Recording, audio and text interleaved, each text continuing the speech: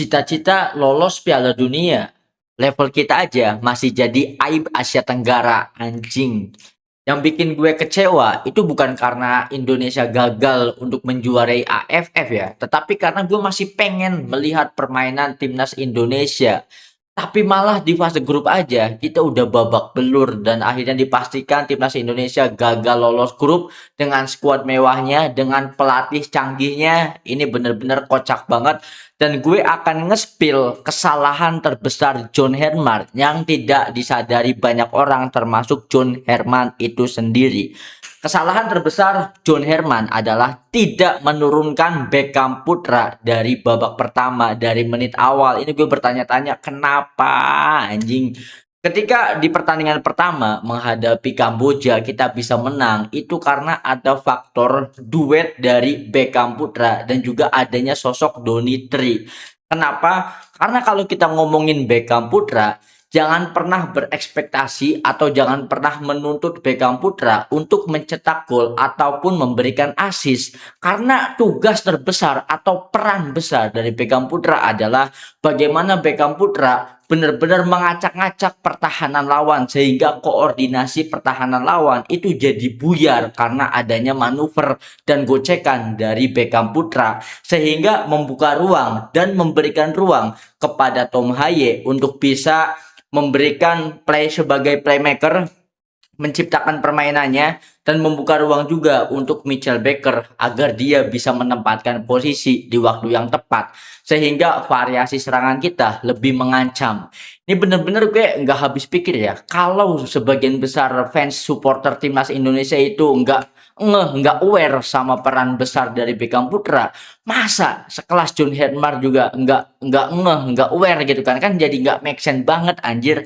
Nih lagi-lagi ya, apalagi dalam pertandingan tadi, Beckham Putra dimasukkan di menit 88, lu mau apa di menit 88? Kenapa? Gue bedah satu-satu, semoga kalian nyimak biar nggak gagal paham dan kalian bisa melihat permainan timnas Indonesia secara luas lagi. Karena tanpa adanya kehadiran Beckham Putra termasuk Sadil Ramdhani yang dimana keduanya itu pemain yang sangat eksplosif sekali, daya gedornya luar biasa, manuvernya tidak tertebak sehingga bisa menghancurkan koordinasi permainan pertahanan pemain lawan gitu kan. Karena ini kesalahan terbesar John Herman kedua adalah membuat skema penyerangan di mana skema ini di build up untuk Mitchell Baker.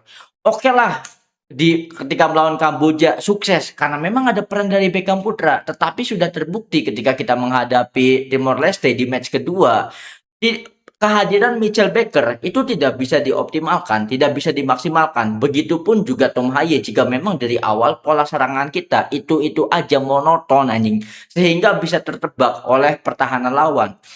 Untuk memutus serangan yang di build up dari Tom Haye kepada Mitchell Baker, itu pertahanan lawan itu lebih ke siap nahan aja. Mereka cukup pressing Tom Haye agar akurasi umpannya tidak akurat, lalu menjaga ketat minimal 2 orang marking Mitchell Baker, udah selesai. Kita nggak bisa apa-apa. Terbukti kita lebih banyak sering menyerang, kita ball positioning juga unggul banyak dari setiap pertandingan, tetapi hasilnya apa?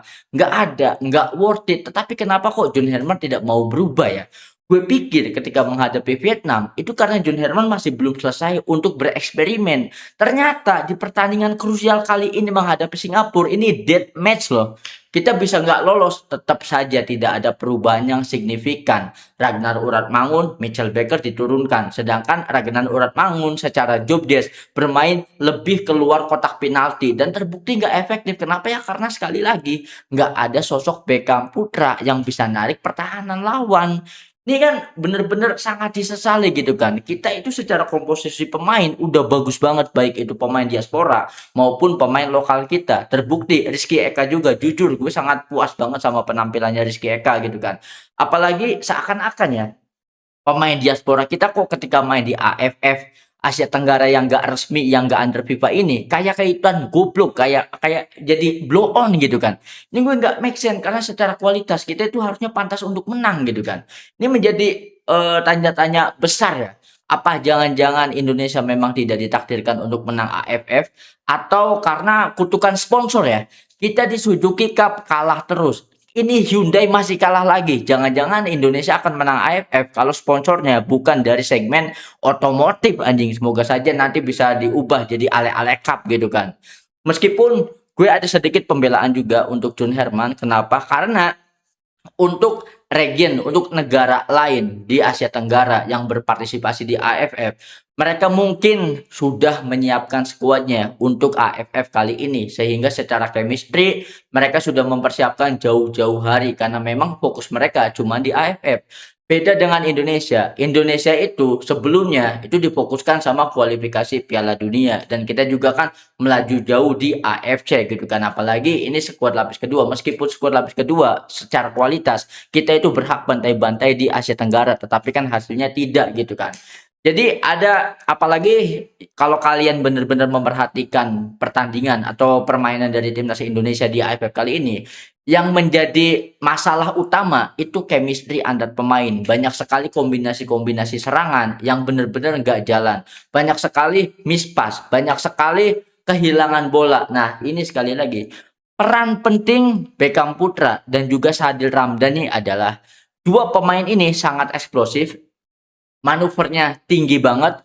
Terus dua pemain ini mampu mempertahankan bola di kaki mereka sehingga keberadaan mereka ketika memegang bola itu bisa menarik dua atau tiga pemain bertahan dari lawan. Bahkan ketika Sadil dan juga Beckham tidak memegang bola, tidak menguasai bola di kaki mereka, kehadiran mereka tanpa bola saja itu udah bikin back lawan overthinking seperti yang kita lihat di match pertama menghadapi Kamboja. Dua pemain ini tidak diturunkan. Pola permainan timnas Indonesia template umpan ke Tom Haye umat ke Mitchell Baker. Sesimpel itu. Kita punya pemain yang luar biasa loh. Bahkan ya, efek dari kehadiran Donitri dan juga Beckham Putra ketika dimainkan bersama, itu Sen Patinama mainnya jadi lebih bagus. Di sisi kiri bersama Donitri, duet circle pemain Persija gitu kan.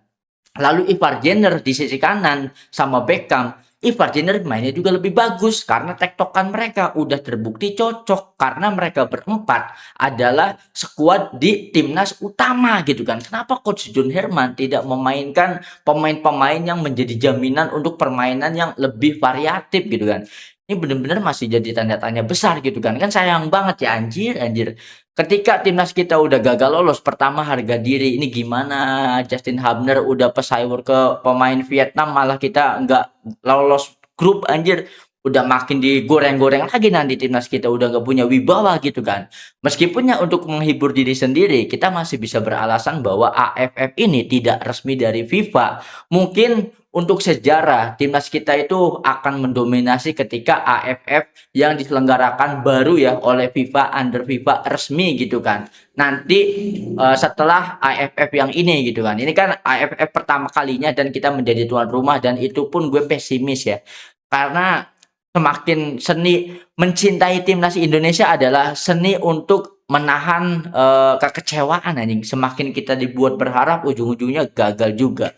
Bahkan ya gue mulai berpikir bahwa timnas U19 di generasi emasnya Evan Dimas dan kawan-kawan secara permainan lebih canggih daripada permainan timnas kita yang diisi oleh pemain-pemain diaspora dengan CV pelatihnya yang pernah melatih Kanada gitu kan lolos ke Piala Dunia. Ini bener-bener nggak make sense banget. Kenapa? Karena kita itu kurang sosok sayap. Di zaman Evan Dimas dulu U19 ada sosok Maldini Pali di kanan, ada Ilhamuddin Armain di kiri.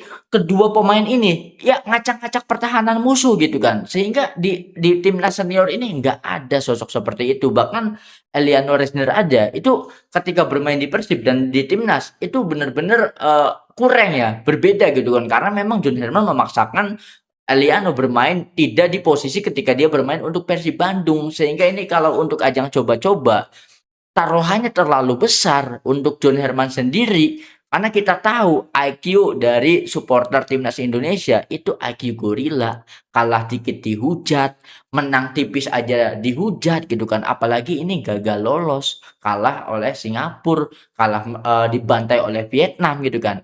Apa kata Timor Leste anjing, apa kata Malaysia nanti, ya bener-bener Ini semoga saja menjadi bahan evaluasi ya, tetapi ya harusnya kalau mau evaluasi, ya ketika kita dibantai sama Vietnam itu udah wake up call, tapi ternyata tidak ada perubahan yang signifikan. Semoga ya apa yang gue jelasin itu membuka mata kalian semua tentang Beckham Putra, bahwa pemain kunci sesungguhnya itu bukan Tom Haye tetapi Beckham Putra. Kenapa? Karena ketika Tom Haye tidak membela timnas karena akumulasi kartu di turnamen yang resmi under FIFA, timnas itu tetap bisa bermain bagus. Jadi gue nggak setuju kalau ada yang bilang permainan timnas digendong oleh Tom Haye. Tidak.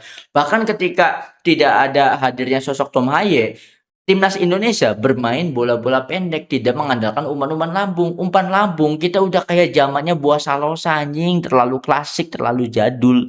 Sedangkan umpan lambung ini beresiko di counter.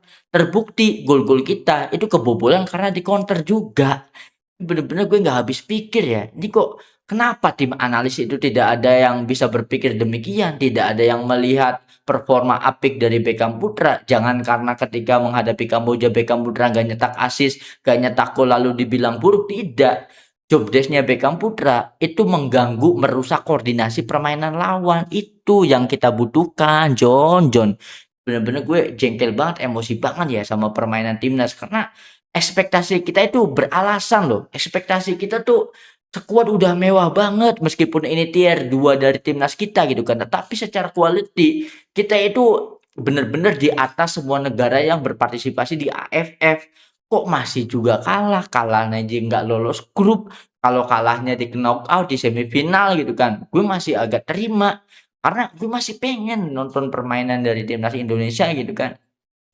Ini mungkin setelah ini ya, akan mulai banyak tuh narasi-narasi untuk menyerang, John Herman. Kita tunggu nanti apa kata Bung Toel gitu kan. Apalagi gue termasuk gak setuju ya sama perkataan kalau ada supporter timnas Indonesia yang jalur FOMO, yang mengatakan bahwa lebih baik era Sintayong. Gue nggak setuju banget. Bahkan kalau ini masih dilatih sama Sintayong, tidak ada kemungkinan bisa tampil lebih baik lagi karena progres dari Sintayong itu terlihat bagus karena di kala itu timnas kita ya mainnya main-main buruk gitu kan.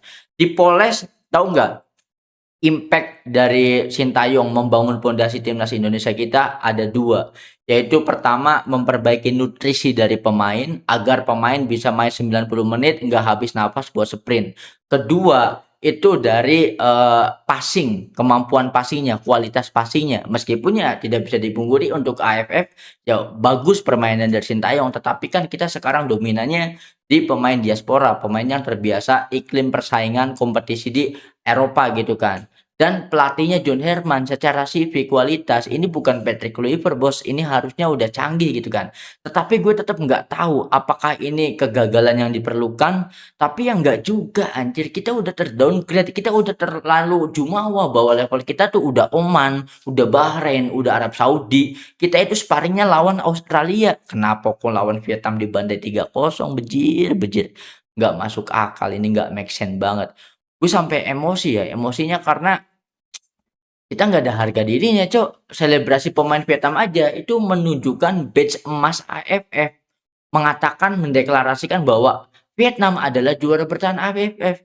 Kita sepanjang sejarah, sejak kita masih dijajah Belanda sampai udah merdeka, 6 kali cuma jadi runner up, bejir, nggak pernah satu kali pun kita bisa juara dari AFF. Bahkan Singapura, Malaysia aja juara AFF. Ini juara turnamen region ecek-ecek aja kita masih susah, apalagi kalau kita ngomongin AFC, apalagi aduh kayaknya mimpi untuk lolos Piala Dunia itu kita terlalu muluk-muluk deh.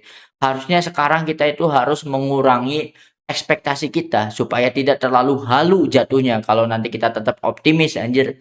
Ya semoga saja tetap harapannya jangan dulu keluarin tagar John Herman out, jangan, karena gue masih yakin sama coach satu ini, bukan karena yakin sama John Hermannya, gue yakin kalau diganti lagi mau siapa yang ganti, duit lagi nanti keluar, progres lagi dari awal lagi, ngulang aja terus. Mending all in ke John Herman sampai AFC minimal nanti Januari bulan depan gitu kan. Karena kalau Bener kata Justin Hubner, ingat loh pemain inti timnas kita itu 15 nggak ada karena terhalang jadwal.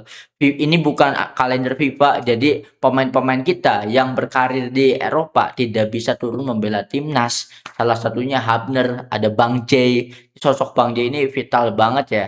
Dan kalau ada supporter timnas Indonesia rasa jeruk yang mengkritisi permainan Mark Klok, Mark Klok itu bermain tidak buruk. Kita itu 11-11-nya yang bermain buruk secara sistem tidak jalan, bukan karena error individu ya. Bahkan ketika Nadeo kebobolan 3 gol aja, gue enggak nyalahin Nadeo gitu kan. Kita ini sistemnya yang enggak jalan. Ini mungkin relate sama keluhan dari John Herman ya. John Herman itu mengeluhkan bahwa susah banget untuk menjelaskan taktik kepada pemain-pemain lokal, beda dengan kepada pemain-pemain diaspora gitu kan. Karena memang John Herman ingin menunjukkan kualitas sepak bola dunia kepada timnas Indonesia, tetapi pemain kita masih belum siap. Adapun untuk AFF kali ini benar-benar skuad baru di tangannya John Herman. Banyak sekali pemain yang baru ketemu di TC, gitu kan. Apalagi karena ada kolaborasi antara pemain lokal, pemain muda dan juga pemain diaspora. Pemain diaspora yang diturunkan itu secara karir di klubnya aja udah kurang banget. Apalagi kita melihat negara-negara di ASEAN semuanya ada pemain naturalisasi. Jadi kita emang secara kualitas sebagai tim as a team kita memang layak untuk gugur di fase grup AFF 2026. Percaya atau tidak, suka atau tidak, kenyataannya memang seperti ini. Mungkin sudah waktunya kita humble, sudah waktunya kita berhenti untuk jumawa ya guys ya. So kalau menurut kalian gimana nih? Ini gue berapi-api banget anjing sampai keringetan ini secara jogging 5 kilo anjir. Gimana kalau menurut kalian? Apakah kalian masih percaya sama STY? Sama John Herman? Anjing gue sampai nyebut STY, Cok. Atau gue punya pertanyaan nih untuk kalian yang nonton sampai habis, thank you banget. Pertanyaannya, setuju nggak sama pendapat gue tentang peran besar, peran vital dari Beckham Putra? Nanti drop opini kalian, gue pengen tahu apakah ada yang setuju atau ada yang masih ngeyel, denial. Thank you yang udah nonton sampai habis. Ini channel baru gue, subscribe seikhlasnya. Sampai jumpa di episode selanjutnya. Bye.